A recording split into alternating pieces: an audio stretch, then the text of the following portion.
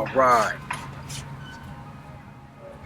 back again with another episode of that deep shit. We're in nature, baby. Bringing some of that good ass prana like that boy Ralph Smart. You feel me? Man. Can I get some of that deep shit? Can I get some of that deep shit? Can I get some of that deep shit?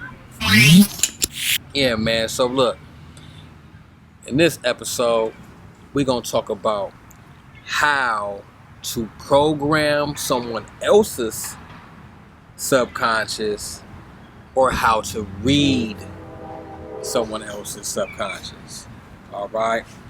Okay. So this is a technique that is good to know because you can use it.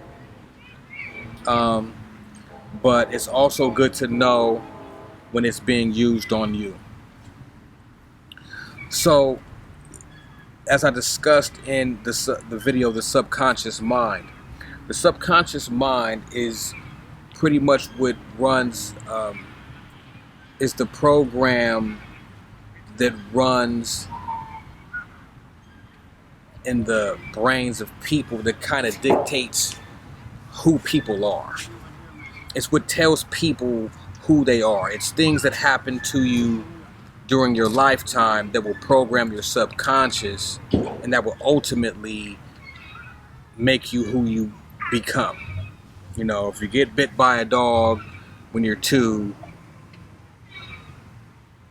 you might be scared of dogs for the rest of your life and not really understand why. Shit like that. You know what I'm saying? Alright, but to move further is that I'll give you an example of something that happened. So I was in an interview and I was waiting for the person to come into the office. As I was in the office, I was scanning the office. I seen a lot of paintings of buildings. I seen a lot of pictures of the city. I seen a lot of models of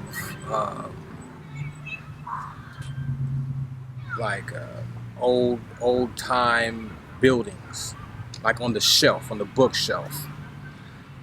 So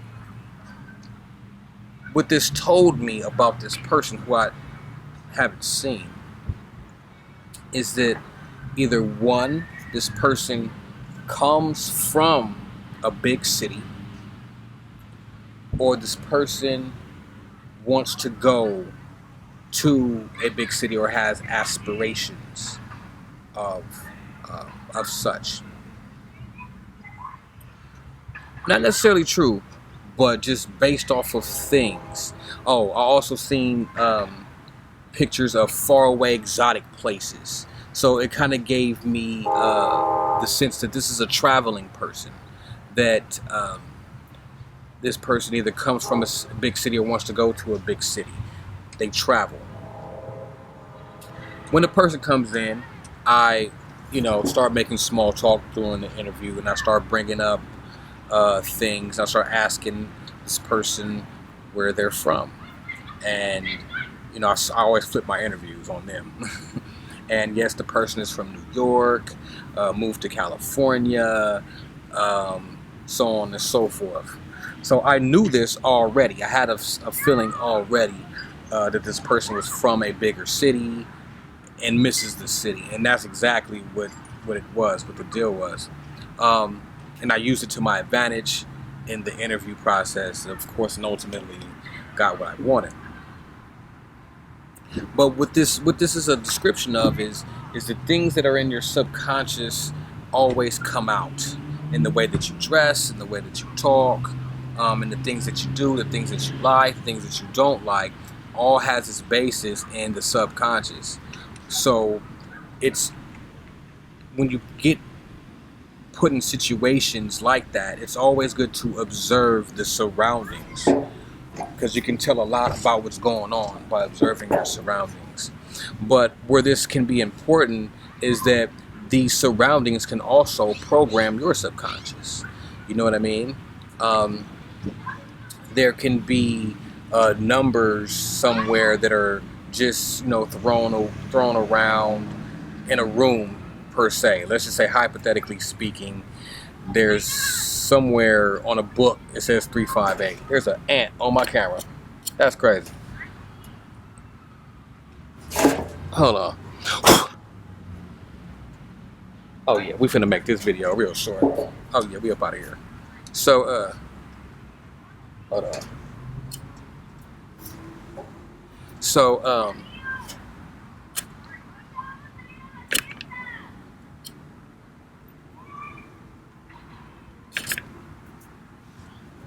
that boy going crazy.